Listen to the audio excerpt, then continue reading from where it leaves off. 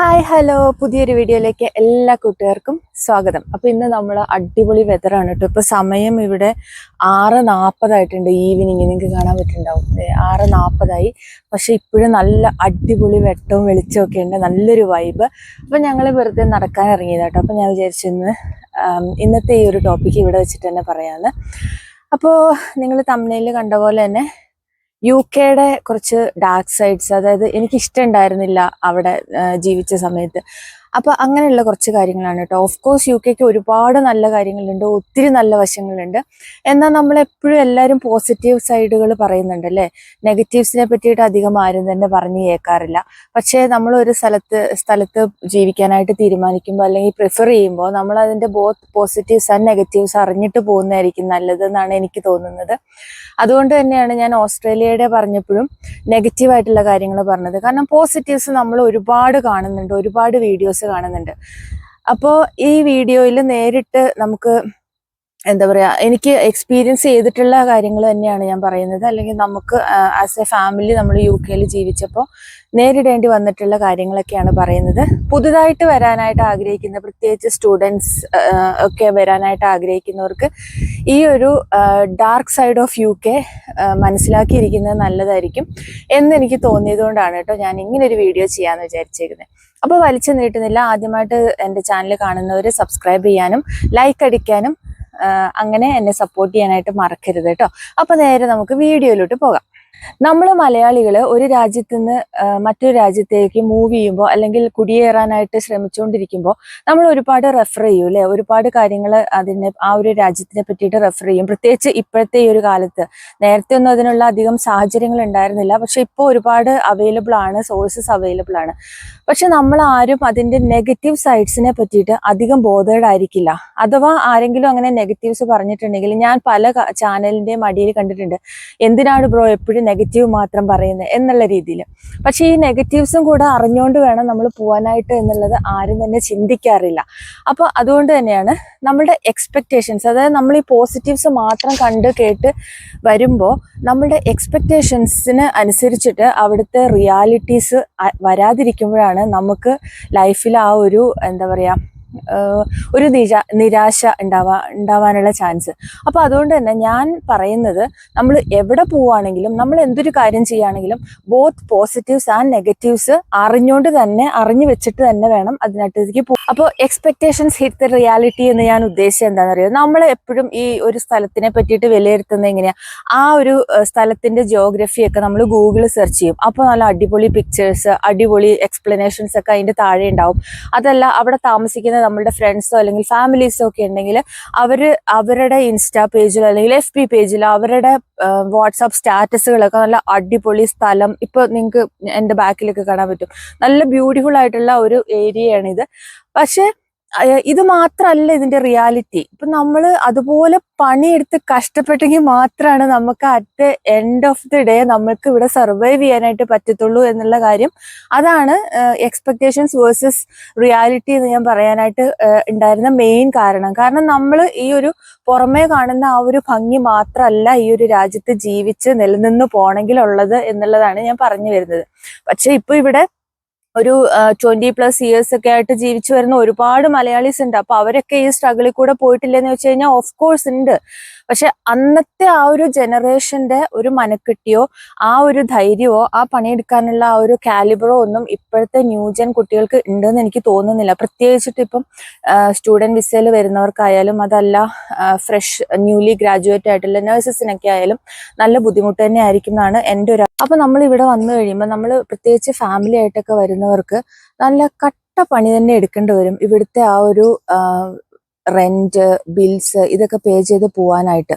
ഇപ്പൊ നമ്മളെ നഴ്സസിനൊക്കെ എന്തായാലും നമുക്ക് ഓവർ ടൈമിനൊക്കെ ഉള്ള ഒരുപാട് ഓപ്പർച്യൂണിറ്റീസ് ഉണ്ട്. നമുക്ക് ബാങ്ക് ഷിഫ്റ്റുകളൊക്കെ ഇഷ്ടംപോലെ കിട്ടും. പക്ഷെ ഇതിൻ്റെയൊക്കെ പ്രശ്നം എന്താണെന്ന് വെച്ച് കഴിഞ്ഞാൽ നമ്മൾ എത്രത്തോളം എക്സ്ട്രാ ഷിഫ്റ്റുകൾ ചെയ്യുന്നോ അത്രത്തോളം നമ്മളുടെ ടാക്സിൽ നിന്ന് അവർ പിടിക്കുന്നുണ്ടാവും. പിന്നെ നിങ്ങൾക്കൊക്കെ അറിയാം 12 hour ഷിഫ്റ്റ് ആണ്. അപ്പൊ ഈ ഒരു 12 hour ഷിഫ്റ്റ് നമ്മൾ 3 ദിവസം ചെയ്ത് കഴിയുമ്പോൾ തന്നെ അത്യാവശ്യം രീതിയിലൊക്കെ നമ്മൾ ടയേർഡ് ആയിരിക്കും. പിന്നെ അതിന്റെ കൂടെ നമുക്ക് ഫാമിലി, നമുക്ക് ചൈൽഡ് കെയറിന്റെ ഇഷ്യൂസ് ഒക്കെ ഉണ്ടെന്നുണ്ടെങ്കിൽ ഓവർ ടൈം ചെയ്യാനുള്ള ആ ഒരു സമയവും കുറവായിരിക്കും. രണ്ട് പാർട്ട്നേഴ്സിനും ഒരേപോലെ വർക്ക് ചെയ്ത് മുന്നോട്ട് പോകണമെന്നുണ്ടെങ്കിൽ. അപ്പോൾ ഒന്നാമത്തെ കാര്യം ഇത് തന്നെയാണ്, ഫാമിലി ലൈഫ് ബാലൻസ് അല്ലെങ്കിൽ ആ ഒരു ചൈൽഡ് കെയർ ഇഷ്യൂസ്. അപ്പം ഞങ്ങളെ സംബന്ധിച്ചിട്ട് ഞങ്ങൾ രണ്ടുപേരും ഫുൾ ടൈം വർക്കായിരുന്നു. അപ്പം എനിക്ക് 3 ദിവസം ലോങ് ഡേയ്സ് ആയിരുന്നു. അതായത് രാവിലെ 7 തൊട്ട് വൈകിട്ട് 8 മണി വരെ ആയിരുന്നു ഞങ്ങളുടെ ഷിഫ്റ്റ് ഉണ്ടായിരുന്നത്. അപ്പം ഞാൻ വീട്ടിലെത്തുമ്പോഴത്തേക്കും ഒരു 9 മണി 9:15 ആവും. കാരണം ഞാൻ താമസിക്കുന്നിടത്ത് നിന്ന് കുറച്ച് ട്രാവൽ ചെയ്തിട്ട് വേണമായിരുന്നു ഹോസ്പിറ്റലിലേക്ക് പോകാനായിട്ട്. അപ്പോൾ ബസ്സൊക്കെ കിട്ടി ഇങ്ങനെ വീട്ടിലെത്തുമ്പോഴത്തേക്കും 9:30 കഴിയും. ആ ഒരു സമയത്ത് ഹസ്ബൻഡിന് 10 മണിക്ക് നൈറ്റ് ഷിഫ്റ്റിന് കയറേണ്ട ആവശ്യമുണ്ടായിരുന്നു. അപ്പോൾ നമ്മൾ എന്താണെന്ന് വെച്ച് കഴിഞ്ഞാൽ മിക്ക ദിവസങ്ങളിലും വഴിയിൽ വെച്ചിട്ടാണ് പിള്ളേരെ ഹാൻഡ് ഓവർ ചെയ്യുന്നത്. അപ്പം അങ്ങനെയുള്ള ഇഷ്യൂസ് ഒക്കെ ഉണ്ട്. നമ്മളിങ്ങനെ ഒരാൾ ഡ്യൂട്ടി കഴിഞ്ഞ് വരാനായിട്ട് നോക്കിയിരുന്നിട്ടാണ് അടുത്ത ആൾ ഡ്യൂട്ടിക്ക് ഇറങ്ങുന്നത്. ഇവിടെ നമ്മൾ കുട്ടികളെ അങ്ങനെ ഒറ്റയ്ക്ക് ഇരുത്തിയിട്ടൊന്നും പോകാനായിട്ട് പാടില്ല. അപ്പൊ അതൊരു ആദ്യമൊക്കെ ഭയങ്കര ബുദ്ധിമുട്ടായിരുന്നു. കാരണം രാവിലെ ഞാനിങ്ങനെ റെഡി ആയിട്ട് നിൽക്കും, ബാഗൊക്കെ റെഡി ആക്കിയിട്ട് ഹസ്ബൻഡിന്റെ വണ്ടി ഇങ്ങനെ കോമ്പൗണ്ടിലേക്ക് കയറുന്ന കാണുമ്പോൾ തന്നെ നമ്മൾ ഇറങ്ങി ആ ഒരു അവസ്ഥയിലായിരുന്നു. അത് ആദ്യമായിട്ടൊക്കെ വരുമ്പോൾ നമ്മൾ ഇങ്ങനെയൊന്നും പ്രതീക്ഷിച്ചിട്ടായിരിക്കത്തില്ല വരുന്നത്. അപ്പം അങ്ങനെ അതായത് രണ്ടുപേരും മുറിയെ പണിയെടുത്തിട്ടുണ്ടെങ്കിൽ മാത്രമാണ് നമുക്ക് എന്തെങ്കിലുമൊക്കെ സേവ് ചെയ്ത് നമുക്ക് ഹാപ്പി ആയിട്ട് ലൈഫ് മുന്നോട്ട് കൊണ്ടുപോകാനായിട്ട് പറ്റത്തുള്ളൂ. പിന്നെ രണ്ടാമത്തെ കാര്യം എന്താണെന്ന് അറിയോ? രണ്ടാമത്തേന്ന് പറഞ്ഞു കഴിഞ്ഞാൽ അത് വളരെ ഇമ്പോർട്ടൻ്റ് ആണ്. ഇപ്പൊ നമുക്കൊരു കുഞ്ഞുവാവയൊക്കെ ഉണ്ടായി അല്ലെങ്കിൽ ഫസ്റ്റ് ടൈം പാരന്റ്സ് ഒക്കെ ആവുന്ന സമയത്ത്, ഇപ്പൊ ഞങ്ങളെ സംബന്ധിച്ചിട്ട് ഞങ്ങൾ സൗദിയിലായിരുന്നു ഫസ്റ്റ് ബേബി ബോൺ ചെയ്യുന്ന സമയത്ത്. അപ്പൊ നമുക്ക് സപ്പോർട്ടിന് ആരും ഉണ്ടാവില്ല. നമ്മൾ ഹസ്ബൻഡ് ആൻഡ് വൈഫ് മാത്രമായിട്ട് അങ്ങോട്ടും ഇങ്ങോട്ടും സപ്പോർട്ട് ചെയ്ത്. ഇപ്പൊ പിന്നെ വിസിറ്റിംഗ് വിസയ്ക്കൊക്കെയുള്ള ഓപ്ഷൻസ് ഉണ്ട്, പക്ഷെ എല്ലാവർക്കും ഒന്നും അത് പോസിബിൾ ആയിക്കോണമെന്നില്ല. അപ്പോൾ അങ്ങനെ വരുമ്പോൾ നമ്മൾ തന്നെ വേണം എല്ലാ കാര്യങ്ങളും മാനേജ് ചെയ്യാനായിട്ട്. ഇപ്പൊ UK-നെയൊക്കെ സംബന്ധിച്ചിട്ട് മെറ്റേണിറ്റി ലീവുകളും ബെനിഫിറ്റ്സും ഒക്കെ കുറച്ച് അധികം ഉള്ളത് കൊണ്ട് തന്നെ നമുക്ക് ആ ഒരു ഇഷ്യൂ വരുന്നില്ല. എങ്കിലും നമുക്ക് ഈ ആദ്യമായിട്ട് ഇങ്ങനെ ഒരു കുട്ടീനെ കയ്യിലേക്ക് കിട്ടുമ്പോൾ എന്തൊക്കെ ചെയ്യണം, എന്തൊക്കെ ചെയ്യാൻ പാടില്ല, എന്തിനാണ് അവർ കരയുന്നത്, എന്താണ് ചെയ്യേണ്ടത്, ഇങ്ങനെയുള്ള ഡൗട്ടുകളൊക്കെ. ഇപ്പൊ നാട്ടിലൊക്കെ ആണെന്നുണ്ടെങ്കിൽ നമുക്ക് ചുറ്റിനും ആളുകൾ ഹെൽപ്പ് ചെയ്യാനായിട്ടുണ്ടാവും. അതായത് ഒന്നെങ്കിൽ നമ്മുടെ അമ്മമാരുണ്ടാവും, അതല്ലാന്നുണ്ടെങ്കിൽ ആരെങ്കിലും ഒക്കെ നമുക്ക് ഹെൽപ്പിനായിട്ടുണ്ടാവും. എന്നാൽ ഇതുപോലെയുള്ള രാജ്യങ്ങളിൽ ഫസ്റ്റ് ടൈം ആയിട്ട് ഇങ്ങനെ പാരന്റ്സ് ഒക്കെ ആവുന്ന സമയത്ത് നല്ല രീതിയിൽ തന്നെ ബുദ്ധിമുട്ടും. അതല്ലാതെ വീട്ടിൽ നിന്ന് ഇപ്പൊ നമുക്ക് ആരെങ്കിലും കൊണ്ടുവന്ന് നിർത്തിയാൽ തന്നെയും ഈ ഒരു തണുപ്പൊക്കെ അതിജീവിച്ചിട്ട് അവർക്ക് എത്രത്തോളം പിടിച്ചു നിൽക്കാൻ പറ്റും എന്നുള്ളതും കൂടെ നമ്മൾ ആലോചിക്കണം. പക്ഷെ അത് എന്താ പറയാ, എന്നാലും ഇതിനെയൊക്കെ അതിജീവിച്ചിട്ട് അവിടെ ജീവിച്ചു വരുന്ന ഒരുപാട് പേരില്ലേ എന്ന് നിങ്ങൾ ചോദിക്കുന്നുണ്ടാവും. ഓഫ് കോഴ്സ് ഉണ്ട്. അപ്പൊ ഇവിടെയാണ് ഞാൻ പറഞ്ഞ ആദ്യത്തെ ആ ഒരു സംഭവം വരുന്നത്. അതായത് നമ്മളുടെ എക്സ്പെക്ടേഷൻസ് ആണ് നമ്മളുടെ ലൈഫ് എങ്ങനെയായിരിക്കും മുന്നോട്ട് പോണേന്നുള്ളത് തീരുമാനിക്കേണ്ടത്. യാഥാർത്ഥ്യങ്ങളിലോട്ട് നമുക്ക് വരാം. യാഥാർത്ഥ്യങ്ങൾ എന്ന് പറയുമ്പോൾ ഒന്നാമത്തെ കാര്യമായിട്ട് പറയേണ്ടത് നമ്മൾ മെഡിക്കലാണ്. UK-ലെ മെഡിക്കൽ എന്ന് പറയുന്ന ദുരന്തമാണ്. പ്രത്യേകിച്ച് നമ്മൾ കേരളത്തിൽ നിന്ന് വരുമ്പോൾ. നമ്മുടെ നാട്ടിൽ എങ്ങനെയാ, നമുക്ക് എന്തെങ്കിലും ഇപ്പോൾ ഒരു കുഞ്ഞ് അസുഖം വന്നു, ജലദോഷം ആയിക്കോട്ടെ, പനി ആയിക്കോട്ടെ, തലവേദന ആയിക്കോട്ടെ, നമ്മൾ നേരെ ഒരു ഡോക്ടറെ കാണുന്നു. അതിപ്പോൾ പ്രൈവറ്റ് ആയാലും ഗവൺമെന്റ് ആയാലും നമ്മൾ പോകുന്നു, അവിടെ നമ്മളുടെ കാര്യങ്ങൾ പറയുന്നു, ചീട്ടെടുക്കുന്നു, നേരെ ഡോക്ടറെ കാണുന്നു. അവരപ്പോൾ തന്നെ നമുക്ക് മരുന്ന് കുറിച്ച് തരുന്നു. അതല്ല എന്തെങ്കിലും ഇൻവെസ്റ്റിഗേഷൻസ്, അതായത് ഇപ്പോൾ ബ്ലഡ് ടെസ്റ്റോ കാര്യങ്ങളോ എക്സ്റേ ഒക്കെ വേണ്ട കാര്യങ്ങളാണെന്നുണ്ടെങ്കിൽ നേരെ അതിന് പ്രിസ്ക്രൈബ് ചെയ്യുന്നു. അത് അപ്പം തന്നെ ചെയ്യുന്നു, റിസൾട്ട് വരുന്നു, നോക്കുന്നു, ട്രീറ്റ്മെന്റ് കിട്ടുന്നു, നമ്മൾ ഹാപ്പി, നമ്മുടെ അസുഖം മാറി. എന്നാൽ UK-ല് നമ്മളൊരു ഡോക്ടറെ കാണണമെങ്കിൽ അതൊരു നീണ്ട പ്രോസസ്സ് തന്നെയാണ്. അതായത് നമ്മളെ അവര് ട്രയാജ് ചെയ്യും. ഇപ്പൊ നമ്മൾ റിസപ്ഷനിലേക്ക് വിളിച്ചിട്ടുണ്ടെങ്കിൽ റിസപ്ഷനിലുള്ള ആള് നമ്മളുടെ ഒരു വലിയ ഹിസ്റ്ററി എടുക്കും. അത് തന്നെ ഓവർ ദ ഫോൺ ആയിരിക്കും. നമ്മളിങ്ങനെ മണിക്കൂറുകളോളം നമ്മളുടെ കഥകളൊക്കെ അവരുടെ അടുത്ത് എക്സ്പ്ലെയിൻ ചെയ്യും. പക്ഷെ അവസാനം ഇവര് പറയണത് എന്താണെന്നറിയോ? Sorry, we don't have any appointments available at the moment. തീർന്നില്ലേ? അവർക്ക് അപ്പോയിന്റ്മെന്റ് ടൈം തരാനായിട്ട് ഇല്ല. അപ്പം നമ്മൾ എന്ത് ചെയ്യും? നമ്മളോട് പറയും, ഒന്നെങ്കിൽ നമ്മളുടെ സിംറ്റംസ് മാറുന്നില്ല എന്നുണ്ടെങ്കിൽ നിങ്ങൾ പാരസെറ്റാമോൾ കഴിക്കുക, അല്ലെങ്കിൽ ഐബുപ്രൂഫൻ കഴിക്കുക. ഇതൊക്കെ നമുക്ക് കടകളിൽ നിന്ന് വാങ്ങിക്കാനായിട്ട് കിട്ടും. അതിനൊന്നും പ്രിസ്ക്രിപ്ഷന്റെ ആവശ്യമില്ല. അപ്പൊ അതൊക്കെ വാങ്ങിച്ച് കഴിക്കുക. എന്നിട്ട് ഒരു 3 ദിവസം വെയിറ്റ് ചെയ്യുക. എന്നിട്ട് പിന്നെ കുറഞ്ഞിട്ടില്ല എന്നുണ്ടെങ്കിൽ വിളിക്കുക. കുറഞ്ഞിട്ടില്ല എന്ന് പറഞ്ഞാൽ നമ്മൾ വീണ്ടും വിളിച്ചിട്ടുണ്ടെങ്കിൽ ഇത് തന്നെയായിരിക്കും നമുക്ക് ആൻസർ കിട്ടുന്നത്. അപ്പൊ എനിക്ക് ഒരു പ്രാവശ്യം ഇതേപോലെ ഭയങ്കര വേഴ്സായിട്ട് ന്യൂമോണിയ വന്നിട്ടുണ്ടായിരുന്നു അവിടുത്തെ ഒരു വിന്റർ സീസണിൽ. അപ്പൊ ഞാൻ വിളിച്ചപ്പോൾ എനിക്ക് സംസാരിക്കാനേ പറ്റുന്നില്ല. അതായത് GP-ന്റെ അടുത്ത് കാര്യം പറയാനായിട്ട്, റിസപ്ഷനിലെ കാര്യം പറയാനായിട്ട് എനിക്ക് അത്രയും പറ്റുന്നില്ല, ചുമച്ചിട്ടും അങ്ങനെയൊക്കെ. അപ്പൊ അവർക്ക് മനസ്സിലായി എന്റെ കണ്ടീഷൻ അത്രയ്ക്ക് കൊളാണ്, ഞാൻ ഇപ്പൊ എന്നെ കണ്ടിട്ടില്ലെങ്കിൽ ഞാൻ ചത്തുപോകുന്നുള്ളൊരു അവസ്ഥയാണ്. ആ പനിയുണ്ടായിരുന്നു. അപ്പൊ ആ കോവിഡ് ഒക്കെ ഇങ്ങനെ പീക്കിൽ നിൽക്കുന്ന സമയം. അതുകൊണ്ടാണോ എന്തോന്ന് അറിയില്ല, എന്റെ അടുത്ത് പറഞ്ഞു ആസ് സൂൺ ആസ് പോസിബിൾ നീ ക്ലിനിക്കിലേക്ക് വരാൻ പറഞ്ഞു. അപ്പൊ അങ്ങനെ ഞാൻ ക്ലിനിക്കിൽ പോയി. അപ്പൊ അതിൽ നിന്ന് എനിക്ക് മനസ്സിലായ ഒരു കാര്യം എന്ന് പറഞ്ഞാൽ, നമ്മൾ ഇപ്പൊ ചാവോ പിന്നെ ചാവോ എന്നുള്ളത് അവർ തീരുമാനിച്ചിട്ട് മാത്രമാണ് നമുക്ക് ഡോക്ടേഴ്സിന്റെ അപ്പോയിന്റ്മെന്റ് കിട്ടത്തുള്ളൂ. അപ്പോൾ അന്നത്തെ എൻ്റെ ഒരു സംസാരവും എൻ്റെ ആ ഒരു പ്രസന്റേഷനും ഫോണിൽ കൂടെ കേട്ടപ്പോൾ അവർക്ക് തോന്നി ഞാൻ ഇപ്പൊ എന്നെ ഡോക്ടർ കണ്ടിട്ടില്ല എന്നുണ്ടെങ്കിൽ ഞാൻ തട്ടിപ്പോന്ന് തോന്നിയിട്ടുണ്ടാവും ഒരു പക്ഷെ. അതുകൊണ്ടായിരിക്കും എനിക്കൊരു 3 hours ഉള്ളിൽ ഡോക്ടറിന്റെ അപ്പോയിന്റ്മെന്റ് ടൈം കിട്ടി. അങ്ങനെ ഡോക്ടറെ കണ്ടു. പിന്നെ അവിടുന്ന് ED പോയി. എനിക്ക് IV ആന്റിബയോട്ടിക്സ് അങ്ങനെയുള്ള ട്രീറ്റ്മെന്റ്സ് ഒക്കെ കിട്ടി. പക്ഷെ ഒരു നോർമൽ കേസിൽ ഇപ്പൊ നമുക്ക് പനിയാണ്, നമുക്ക് 39 ടെമ്പറേച്ചർ ഉണ്ടെന്ന് പറഞ്ഞിട്ട് നമ്മൾ വിളിച്ചിട്ടുണ്ടെങ്കിൽ അവർ പറയുക നമ്മുടെ അടുത്ത് പാരസിറ്റാമോൾ കഴിച്ചിട്ട് വീട്ടിലിരിക്കുന്നു. ഒരു കാര്യം കൂടെ പറയാം എന്റെ എക്സ്പീരിയൻസിന്. അപ്പോൾ ഞാൻ വന്നിട്ട് ഒരു 6 മാസം കഴിഞ്ഞപ്പോഴാണ് എൻ്റെ ഫാമിലിനെ UK കൊണ്ടുവന്നത്. അപ്പൊ വന്ന വഴി ഒരുപാട് ഞാനിങ്ങനെ എക്സൈറ്റഡ് ആയിട്ട് കുറെ ഫുഡൊക്കെ കുട്ടികൾക്ക് വേണ്ടിയിട്ട് വാങ്ങിച്ചു വെച്ചിട്ടുണ്ടായിരുന്നു. അപ്പൊ എൻ്റെ മോനൊന്ന് തീരെ കുഞ്ഞിതാ. അപ്പൊ അവൻ എന്ത് ചെയ്തു എന്നറിയോ, ഞാൻ വാങ്ങിച്ചു വെച്ച സാധനങ്ങളെല്ലാം 1 by 1 ആയിട്ട് എടുത്ത് കഴിച്ചു. പ്രത്യേകിച്ച് കുറെ ചോക്ലേറ്റ്സ്. അങ്ങനെ പരിചയമില്ലാത്ത കുറെ ഫുഡ്സ് പെട്ടെന്ന് അങ്ങോട്ട് ചെന്നതിന്റെ ആ ഒരു ഇത്, പിന്നെ ക്ലൈമറ്റ് മാറി, അങ്ങനെ എല്ലാം കൂടെ ഫുള്ളൊരു പുതിയൊരു അന്തരീക്ഷത്തിലേക്ക് മാറിയ സമയത്ത് അവന് പെട്ടെന്ന് വോമിറ്റിങ് തുടങ്ങി. വോമിറ്റിംഗ് എന്ന് പറഞ്ഞു കഴിഞ്ഞാൽ നിർത്താതെയുള്ള വോമിറ്റിംഗ്, നമ്മൾ കണ്ടു നിന്നാൽ സഹിക്കില്ല. അപ്പോൾ 1 പ്രാവശ്യം 2 പ്രാവശ്യം, അപ്പൊ ഈ സിസ്റ്റം ഓൾറെഡി എനിക്ക് മനസ്സിലായതുകൊണ്ട് ഞാനിങ്ങനെ നമുക്ക് തന്നെ മാനേജ് ചെയ്യാൻ പറ്റുമോ എന്ന് നോക്കി. ഒരു രക്ഷയില്ല. ഈവനിങ് ഒക്കെ ആയപ്പോഴത്തേക്കും കൊച്ചാകെ തളർന്ന് ഭയങ്കര ഡീഹൈഡ്രേറ്റഡ് ആയി. സ്കിന്നൊക്കെ ഇങ്ങനെ നമുക്ക് തൊട്ടാ അറിയാം, ഒരു തുള്ളി വെള്ളമില്ല. അതുമല്ല ഈവനിങ് വരെ അവൻ യൂറിനും പാസ് ചെയ്തിട്ടില്ല. അപ്പൊ എനിക്ക് ടെൻഷനായി. ഞങ്ങൾ പെട്ടെന്ന് എമർജൻസി ഡിപ്പാർട്ട്മെന്റിൽ കൊണ്ടുപോയി. പീഡിയാട്രിക് എമർജൻസി ഡിപ്പാർട്ട്മെന്റിൽ കൊണ്ടുപോയി. നമ്മുടെ നാട്ടിലാണെങ്കിൽ എന്താ ചെയ്യുക, പെട്ടെന്ന് തന്നെ ഒരു IV ക്യാനിലിട്ട് അവർക്ക് ഫ്ലൂയിഡ് സ്റ്റാർട്ട് ചെയ്യും. എന്നാൽ ഇവിടെ എൻ്റെ അടുത്ത് പറഞ്ഞ എന്താണെന്നറിയോ, ഈ കൊച്ചിന് ORS കലക്കി കൊടുക്കാൻ. ഞാൻ പറഞ്ഞു ഒന്നും കുടിക്കുന്നില്ല. അത് ഒന്നാമത്തെ കാര്യം. വെള്ളം പോലും നമ്മളിങ്ങനെ ബോട്ടിലാക്കി കൊടുത്തിട്ടുണ്ടെങ്കിൽ അത് വായിൽ നിന്ന് ഇറക്കുന്നതിന് മുന്നേ തിരിച്ചു വോമിറ്റ് ചെയ്യും. ആ ഒരു അവസ്ഥയിൽ ഈ കൊച്ചിന് ഞാൻ എങ്ങനെ ORS കൊടുക്കും? അപ്പൊ പറഞ്ഞു ഓക്കെ യൂറിൻ ടെസ്റ്റ് ചെയ്യാൻ. യൂറിൻ പാസ് ചെയ്യാത്തൊരു 12 മണിക്കൂറോളം യൂറിൻ പാസ് ചെയ്യാത്തൊരു കൊച്ചിന് ഞാൻ എവിടുന്ന് യൂറിൻ ഉണ്ടാക്കി കൊടുക്കും? അവസാനം എങ്ങനെയൊക്കെയോ ഞെക്കി പിഴിഞ്ഞെന്ന് പറഞ്ഞ പോലെ അവന് ഒരു 2 or 3 ഡ്രോപ്പ് യൂറിൻ പാസ് ചെയ്തു. കീറ്റോൺ ഹൈ ആയിരുന്നു. എന്നിട്ട് പോലും അവർ നല്ല രീതിയിലുള്ള ഒരു ട്രീറ്റ്മെന്റ് തന്നില്ല. ഈ വെള്ളം കലക്കി കൊടുക്കാൻ പറഞ്ഞു. എങ്ങനെയൊക്കെയോ ഞാൻ സിറിഞ്ചിലൊക്കെ എടുത്തിട്ട് ഒക്കെ വായിൽ പുഷ് ചെയ്തിട്ട് വായ അടച്ചു പിടിച്ചിട്ടൊക്കെ കുറെ കഷ്ടപ്പെട്ട് കുറച്ചൊരു 10-20 ml വെള്ളം കുടിപ്പിച്ചു. പക്ഷെ അത്ഭുതം എന്താണെന്നറിയോ, അവൻ ഓക്കെ ആയി. ആ ഒരു 20-25 ml ORS അകത്ത് ചെന്നതോട് കൂടിയിട്ട് ആളുടെ വോമിറ്റിങ്ങിൽ നിന്നു. പിന്നെ എനിക്ക് ED തിരിച്ചു പോകേണ്ടതായിട്ടും വന്നില്ല. അവർ പറഞ്ഞത് ആ ഒരു 24 hours കൂടെ അവനൊന്നും കഴിച്ചില്ല, ഇതുപോലെ വോമിറ്റ് ചെയ്തുകൊണ്ടിരിക്കുകയാണെന്നുണ്ടെങ്കിൽ വന്നിട്ട് അഡ്മിറ്റ് ആവേണ്ട വരും എന്നാണ് പറഞ്ഞിട്ടുണ്ടായിരുന്നത്. അതായത് ഡേ കെയർ അഡ്മിഷൻ ആയിട്ട് ചെയ്യേണ്ടി വരും. പക്ഷെ അതിൻ്റെ ഒന്നും ആവശ്യം വന്നില്ല. അപ്പോൾ ചില സമയത്ത് ഇവരുടെ ട്രീറ്റ്മെന്റ് ഇഫക്റ്റീവ് ആവാറുണ്ട്. ഇവരിങ്ങനെ പറഞ്ഞുകൊണ്ട് ചില സമയത്ത് മാറാറുണ്ട്. പക്ഷെ ഒരു പാരന്റ്സ് എന്നുള്ള രീതിയിൽ നമ്മളിത് കണ്ടുകൊണ്ട് നിൽക്കുമ്പോൾ, പ്രത്യേകിച്ച് നമ്മളുടെ ഒരു കൾച്ചറിൽ നിന്ന് നമ്മളിത് കണ്ടുകൊണ്ട് നിൽക്കുമ്പോൾ ഉണ്ടാവുന്ന ആ ഒരു ബുദ്ധിമുട്ടുണ്ടല്ലോ, അത് പറഞ്ഞറിയിക്കാൻ പറ്റത്തില്ല.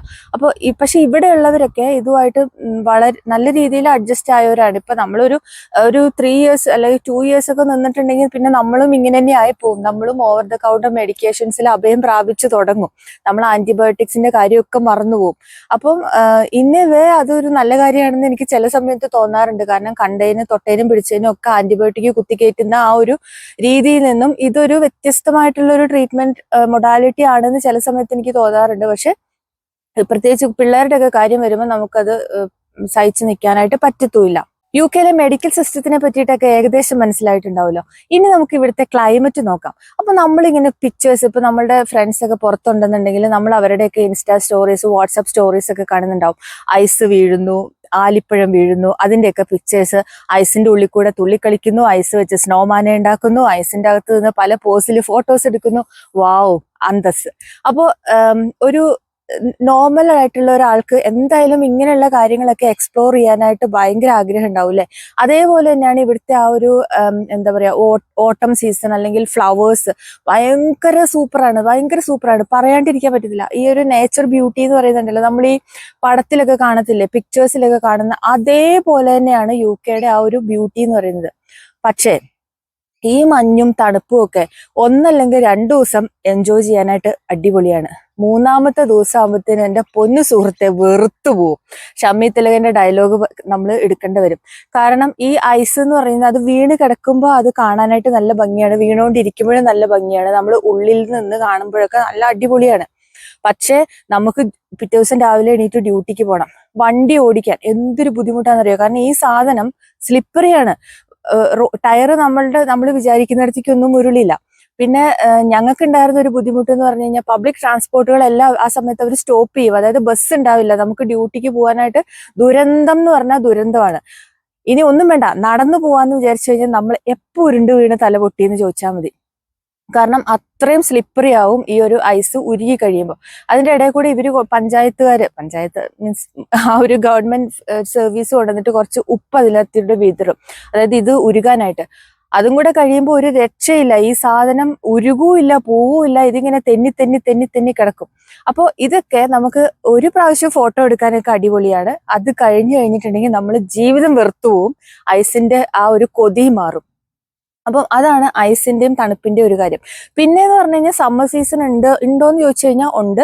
ആ സമ്മർ സീസണിലും എപ്പോൾ മഴ പെയ്യും, എപ്പോൾ തണുപ്പ് വരും, എപ്പോൾ കാറ്റ് വരും എന്നൊന്നും പ്രെഡിക്റ്റ് ചെയ്യാൻ പറ്റത്തില്ല. ചുരുക്കി പറഞ്ഞിട്ടുണ്ടെങ്കിൽ എപ്പോഴും നമ്മളിങ്ങനെ കോട്ടൊക്കെ ഇട്ട് മൂടി പുതച്ച് ഒരു നല്ലൊരു ഡ്രസ്സ് പോലും ഇട്ട് നമുക്ക് പുറത്തേക്ക് ഇറങ്ങാനുള്ള ആ ഒരു സാഹചര്യം ഉണ്ടാവില്ല എന്നുള്ളതാണ് ഒരു ഡാർക്ക് റിയാലിറ്റി.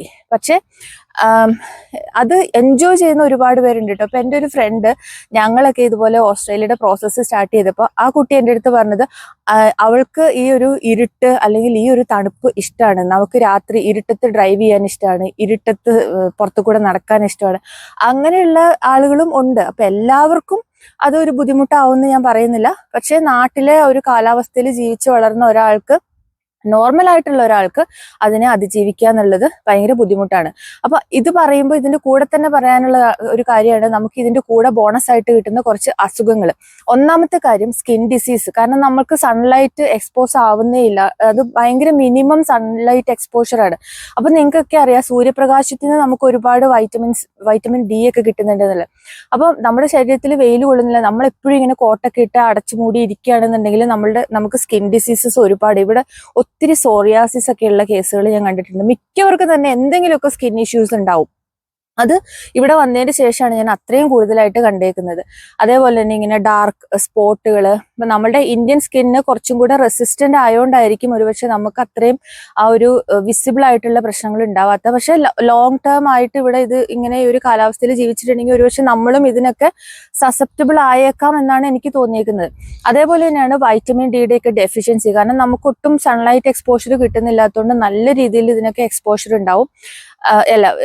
വൈറ്റമിൻ ഡിയുടെ ഒക്കെ ഡെഫിഷ്യൻസി ഉണ്ടാവും. അപ്പൊ എപ്പോഴും നമ്മളിങ്ങനെ വൈറ്റമിൻ ടാബ്ലറ്റ്സ് ഒക്കെ എടുത്ത് ഇങ്ങനെ വിഴുങ്ങിക്കൊണ്ടിരിക്കണം. അതല്ലാന്നുണ്ടെങ്കിൽ കട്ടപ്പോകാ ജീവിതം. പിന്നെ ഒന്നാണ് ആർത്രൈറ്റിസ്.